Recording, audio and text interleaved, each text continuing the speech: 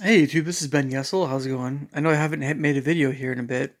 I have my reasons. I've been doing a lot of I guess you'd say just a lot of not actual Dungeons and Dragons, not Dungeons and Dragons, but I have had my own world, and I've had a buddy of mine who's been kind of the main character, and he's formed a party. People that have, can join his party, and that kind of deal. So, but I'm not using dice, or I'm not using all that stuff, all the so it's like I can tell how powerful he is, and compared to the people he's fighting, and um, that sort of thing.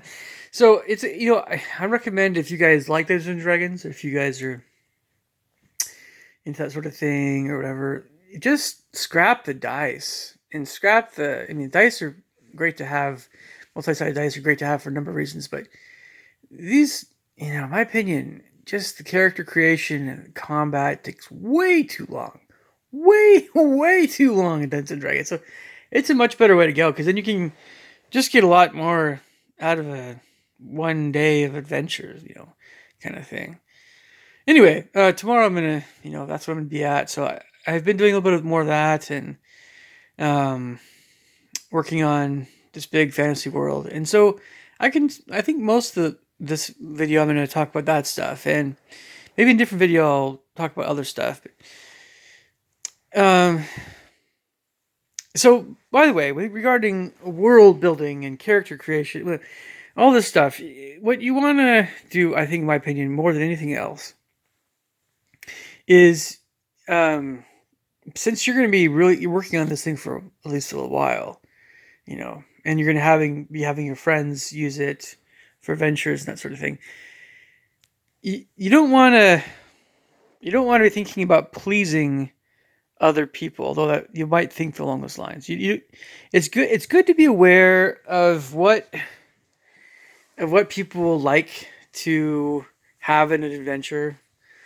It's good to be aware of these general things, but first and foremost, you want to please yourself that way. I mean, you want to have elements about this place that you like. It needs to be your world, right? It needs to be your world, not the world. I mean, first and foremost, your world. The adventurers are kind of, they'll enjoy it. They'll probably enjoy it. Or the more that you like the world that you're making, sorry, the better chance that your friends will enjoy that world that you're making, that you guys work on. The more you feel like something is some character is very fleshed out, not only fleshed out, but a really enjoyable character to talk to or be around or join the party or whatever, or villain, whatever it is, or merchant. You don't always have to sweat having super awesome things that someone can buy. That's really a very secondary thing in a game, in my opinion. Um, it doesn't maybe 20, 30 something elite items are a good amount for most games. Unless you want a huge game, maybe more than that. No, if you get over 100 really powerful different items, it just starts to get like a little much. I mean, yeah, you can quickly have just a ton of things that you can buy that are really expensive and really powerful, and trying to think of names for all these things. It's not too bad. And a lot of times we go with the wand of woe, like the name of the first letter of whatever the object is, and then you have to have its effect have the same letter. I know these. And by the way, yes, I'm one of those character builder or builders that I like to have some aspect of a dragons, as being in its name. I know people's like, that's so stupid. Otherwise, how do you distinguish a dragon name from a vampire name? It's like, yeah, I don't know, Snorl beard or something. Dragons don't have beards, so maybe it's not the best. I don't know. Snorleg. Yeah, Snorleg. Snorleg. Is that a good name for a dragon? Yeah, it is. Snorleg. I might use it. But vampire name, I actually have a harder time with coming up with vampire names than dragon names. Um, I don't know, like something having to do with blood, like a different language, like sangre, Spanish, um, sangruel or something. I just don't. I don't. Dracula was the vampire, or Lacrimose or something. I don't know. I thought really great, But anyway, that's a somewhat different subject, but related. So I have ideas. If you guys need ideas for character names, I can help you out with that. Because there's these places you can go online, the character or name creator, builder things. They're not that great. They're just kind of stupid. I mean, I don't know. Now, the elven names sometimes are pretty interesting, but a lot of times you have dragon names seemed often to be a little bit weird or bizarre or rough sounding, kind of. But they're just these huge names that have lots of Z's and X's, and just why? Anyway, um, so I'm very Tolkien-esque when it comes to like just. I know Smog's already taken, but Smog is a great name. you know? Something that starts with S and ends with a G. I don't know. For dragons, I just anyway, but yeah, I mean, like it's not easy to come up with a name after name after name. So a lot of times, I can certainly understand there being not a ton of characters in your world, but some. But by all means, like with cities, oh man, just like still stick with some names, but it doesn't. And it's ridiculous to have more than a few hundred named people in a city. I mean, yes, cities are more populated, and it's like, oh, do you have to draw in every single house, every single kid, every single, you know, like if a city has 20,000, 40,000, 100,000, 200,000, 500,000, a million people. No, you don't have to draw a million houses, or you don't have to. That's just whoa, way too long. No, no, no. So the way to do cities, I think, in my opinion, is stick with a handful of maps, whatever places that hold interest in that city. That's up to your quest ideas. If you don't want to have a city with a port, don't have a city on the sea. Have a port. Have you can have just a landlocked area. Don't even worry about the ocean unless you absolutely want it in your adventure. Like thinking about mountains and rivers, and there's all kinds of things you could do. And I spend a lot of time thinking about different landscapes. I think that's a big deal, but I think what's even a bigger deal than landscapes, although you do want a lot of color and variety for sure, it always captures the interest of a lot of folks. What you want more than that is you want really good quests and side quests. You want to, that's the key to your game. That is the game. Um, more than anything else, in my opinion, for at least a lot of people that think like me, I suppose. But you want to, if you're not going to use dice, a lot of people are going to say that's not fair, whatever. Regarding people that play your game, when you make a world, fantasy world, and picking who they are, like what people are like. If you have a group of, whether it's you're actually doing a Dungeons and Dragons adventure that you've made, or you're actually gonna get out the dice and you're actually gonna have it, whatever. There are people that are not very nice, or actually, okay, take a step back here. There are people certainly that play Dungeons and Dragons or other things like what I'm doing, where you don't even use the dice and all that stuff. There are people that will not have any tolerance for getting killed. But hopefully the DM, Dungeon Master, will let you be resurrected or start over or something like that. I hate killing off characters. I prefer to kill off not the person who's playing, if it's just one person or whatever, but I prefer to kill off party members if they are going to be killed that are not live people that are their, character for, for obvious reasons, or I allow them people to be resurrected or whatever. You know, I mean, you don't want to have to be somewhere and your character's killed off and then all you're doing is eating and just watching everybody else play. That would suck. That's one of the things that I just, I'm aware of how that, but you don't want there's a certain level of competitiveness that beyond that point, it's just like, oh my gosh, and arguments happen all the time in Dungeons and Dragons. Oh man, it can be so intense that way. I get it.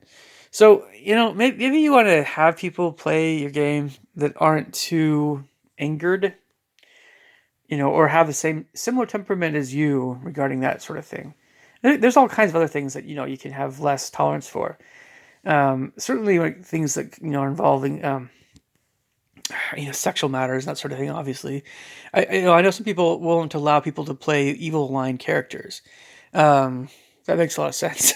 That makes a lot of sense. Good or neutral or fine. Whether it's lawful, middle of the road, or chaotic, fine. Evil characters, no, because evil's evil. Evil's it's just there's certainly you can come across evil characters. That's of course you if you didn't, you have to wonder what kind of game this is. It's like, is this Frozen where everybody's just? But even Frozen had a villain. It's just anyway, you know what I mean. Or Benji or something. Is this made for kids? I don't know. So,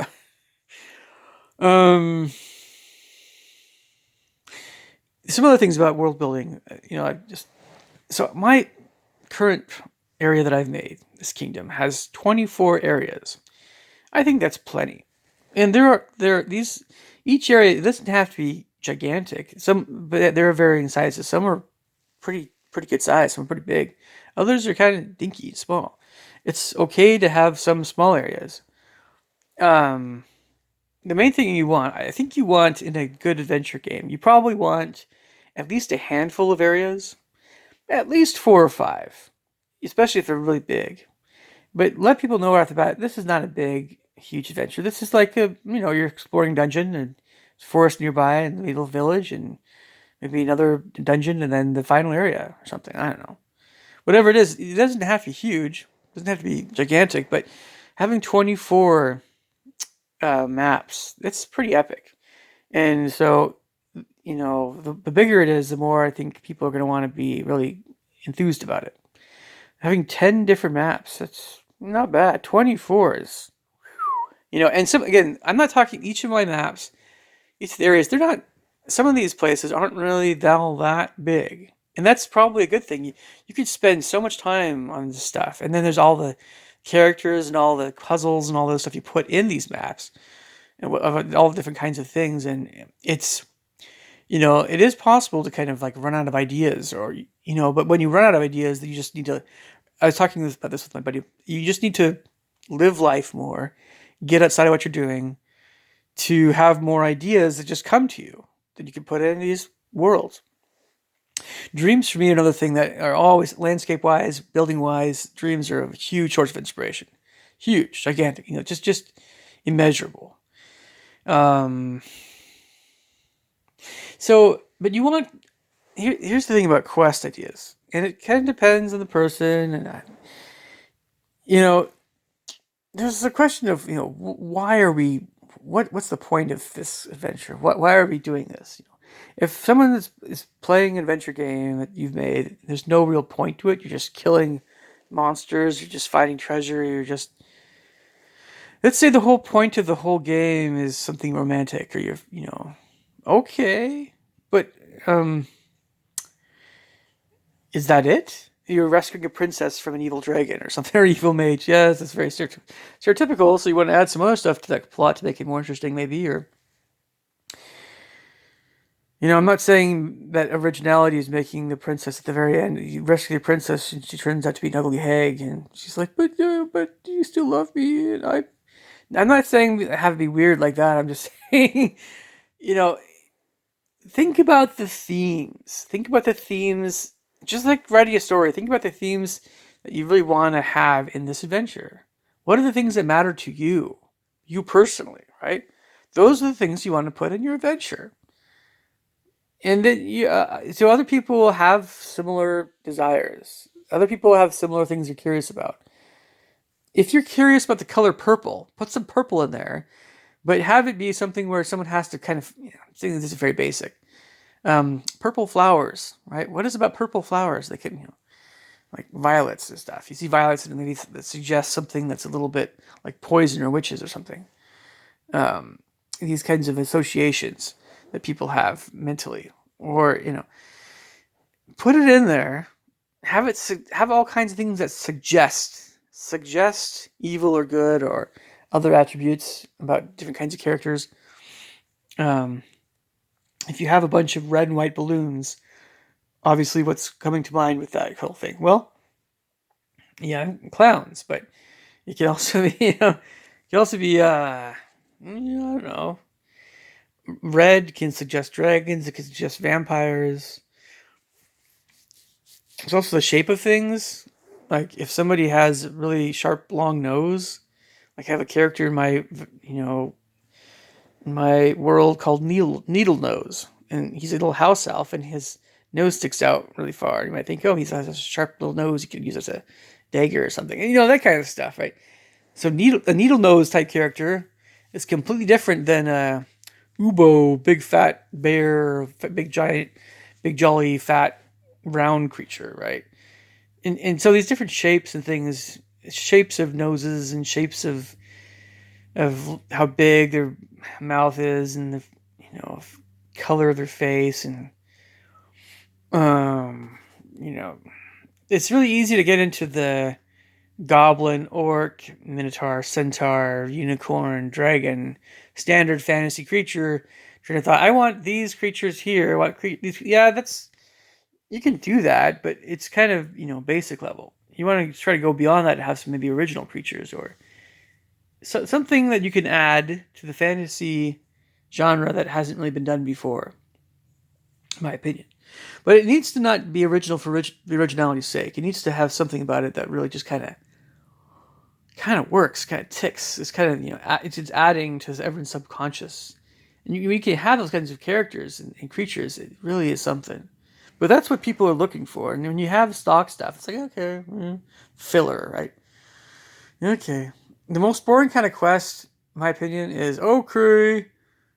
So the king and this troll king are having an issue, and it's your choice which one you want to side with. Oh man, or the elfin king, and so you go to the kingdom of your choice, and you need to help the king round up more troops, and then you go fight these fights, and then hopefully you're victorious, and then it's just what the heck, man? Sure, I don't mind having if it's just a 1 day deal, it's a short little adventure, whatever, sure, fine. But that's just like, nah. I mean, like what's the theme there? Fighting, some other groups of fantasy. Nah, it's very just. There's nothing wrong with it. I mean, if you don't want a game to last days and days and days, sure, why not? Or just exploring a basic dungeon and just there's some things about the dungeon that are a little bit unique here and there, kind of exciting and fantasy oriented. A lot of old computer games that are kind of dungeony games have their charm in a way that's very Dungeons and Dragons esque. It's there's a lot of them, a fair number that are like this, where there's a lot of halls, or it's like a maze like thing, a labyrinth, and you kind of just come across all these different monsters inside you know the maze. But for the most part, you're talking about normal sized monsters or human sized monsters for the most part. You're not talking about dragons. You're not talking about huge, gigantic giants or something, or Hydra, or maybe at the very end, maybe the whole thing. But they have their charm. They have their appeal. Like you're trying to figure out in a maze. You have puzzles. If you get out in puzzles, that's amazing. But a lot of times it's just combat. It can be just if it's just the combat, it's really just click, click, click. With your sword, and I don't know. But there's sometimes that's what we want to do. There's just something kind of very therapeutic about just going in a dungeon and just okay. I don't know. I know why it is, by the way, that sometimes these dark dungeons, or even very, very loud, violent games, violent, quote unquote, right? I know why it's so appealing to especially young men, but by so many people in general, younger or otherwise, the older sometimes do. It's because none of the people that are bothering you in real life or have bothered you in the past, you're not having to deal with them. Right now, you're just unleashing your fury on whatever creatures that are imaginary, and so you're not actually killing anything for real. You're just killing, and you're just in this place, and you're just like and you can kind of have your weapons, chosen mage spells, and yeah, that's the one of the appeals of fantasy is just going berserk, and one of my buddies that's playing in my adventure game, I have to realize that yeah, he's also able to unleash his inner id somewhat, or his inner anger with whatever via, so you see the wrath come out toward evil characters and different characters. I'm like, wow, some pretty serious stuff going on. But I've never, so I know how this works. I've never asked him. So this one character really ticked you off, and I didn't really design him to be a particularly evil character, but he had some attribute that you just didn't like at all. I've never asked him, my buddy that's playing this. I've never asked him who this person is like in real life, or I've never chastised him for being angry or going too aggressively. I've never done that because why would I wouldn't like that question.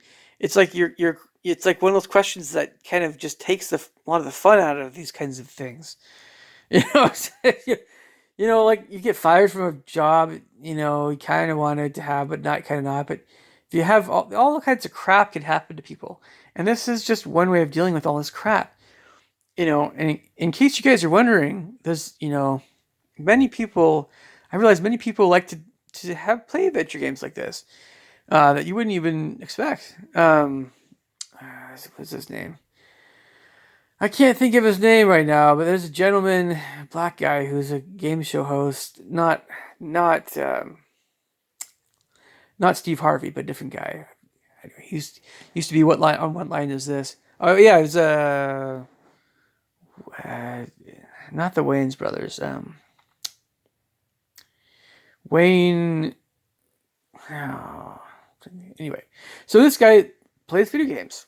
He likes to go home and relax and play video games to get out whatever demons there are. And there are a lot of demons we have to deal with. And so I know how therapeutic it can be, but I just, for me, I've always enjoyed quieter games in this regard, not louder games. But everybody has their tastes and stuff and reasons for doing this stuff. So speaking of all this stuff, or all kinds of other things that you can have in an adventure game that would be very appealing, very very appealing to people, therapeutic and beyond, just this is so awesome, you don't want to put it down, you want to keep playing as long as you can. Um, it's good when you're creating a world to be mindful of these sorts of things. Some things, some kinds of people will like more than other things.